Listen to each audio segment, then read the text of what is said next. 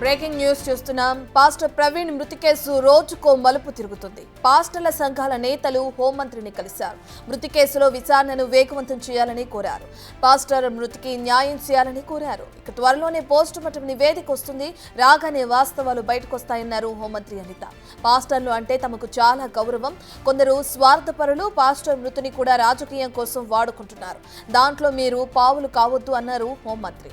Pastor మృతి కేసును పోలీసులతో నిత్యం పర్యవేక్షిస్తున్నారు సీఎం చంద్రబాబు. సోషల్ మీడియాలో అసత్య ప్రచారం చేస్తూ పోస్టులు పెడుతున్న వారిని పోలీసులు అరెస్టు చేస్తున్నారు.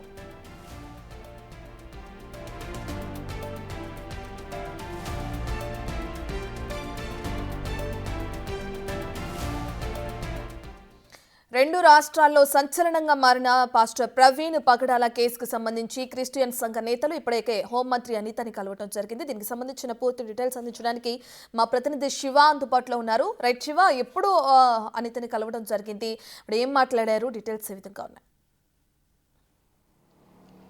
రత్న, మొత్తం మీద చూసుకుంటే తెలుగు రాష్ట్రాల్లో సంచలనంగా మారిన పాస్టర్ ప్రవీణ్ ప్రస్తుతం అనుమానాస్పద మృతి, అది యాక్సిడెంటా, హత్య, మృతికి గల కారణాలేంటో పోలీసులు 9 రోజులు గడుస్తున్నా తేల్చలేకపోయారు.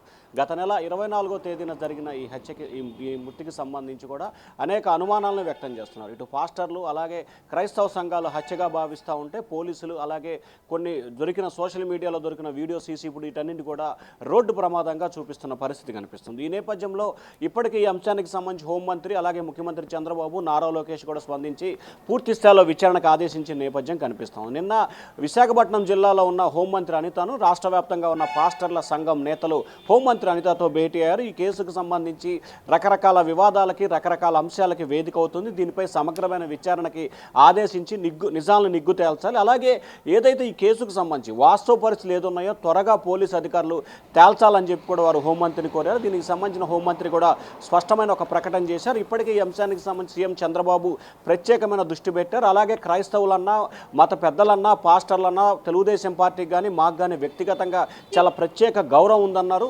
ఎట్టి పరిస్థితుల్లో ఈ అంశానికి సంబంధించి చిన్న చూపు చూసే ప్రసక్తే లేదు. దీనిపై సమగ్రమైన విచారణకు ఆదేశిస్తాం. అలాగే ఫారెన్సిక్ ల్యాబ్ రిపోర్టు అలాగే పోస్ట్ మార్టం నివేదిక ఇవాళ రేపట్లో అంటే ఈరోజు రేపట్లో వస్తుందని చెప్పి కూడా ఆమె హామీ ఇవ్వడం జరిగింది. మనకు అందుతున్న సమాచారం ప్రకారం ఈరోజు సాయంకాలం కానీ రేపు ఉదయం కానీ కాకినాడకు సంబంధించిన అంటే రాజమండ్రి పోలీసులు ఎస్పీ అలాగే ఏలూరు రేంజ్ ఐజీ కూడా మీడియా సమావేశం నిర్వహించి ఇప్పటివరకు పోలీసులు సాధించిన ప్రగతికి సంబంధించి అంటే సీసీ ఫుటేజ్ హైదరాబాదులో ప్రవీణ్ ఉదయం 11 గంటలకి బయలుదేరిన దగ్గర నుంచి రాత్రి 11 గంటల వరకు రోడ్డు ప్రమాదం జరిగిన వరకు కూడా పూర్తి స్థాయిలో వివరాలతో సహా దాదాపుగా హైదరాబాద్ అంటే తెలుగు రాష్ట్రాలకు సంబంధించి హైదరాబాదు, సూర్యాపేట, అక్కడి నుంచి కోదాడ, అక్కడి నుంచి కూడా జగ్గయ్యపేట, అలాగే చిల్లకల్లు టోల్గేటు, అలాగే కీసర టోల్గేటు, విజయవాడ గొల్లపూడిలో పెట్రోల్ బంకులో పెట్రోల్ కొట్టించుకుంది.